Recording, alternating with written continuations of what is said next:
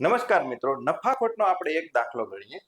એક માણસ 1 રૂપિયામાં 35 કેરી ખરીદે છે અને 1 રૂપિયામાં કેટલી કેરી વેચવાથી તેને 30% નુકસાન થશે. તો આ બધા ઘણી બધી રીતે દાખલા ગણી શકાય, પણ હું આજે તમને શીખવાડું. તમારે આ રીતના લખવાનું કે રૂપિયા, અહીંયા શું લખવાની?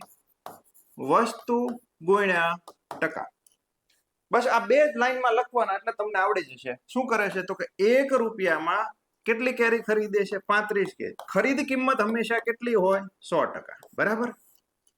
બીજી લાઈનમાં શું લખવાનું કે 1 રૂપિયામાં કેટલી કેરી? તો કે નથી ખબર. વેચવાથી 30% નુકસાન જાય. 30% નુકસાન એટલે કેટલી કિંમત ઉપજે તમારી? 70%. બરાબર.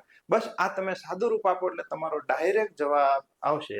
શું થશે તો કે 35 દુ 70 અને હજી 2 વડે તમે ભાગ ઉડાડો.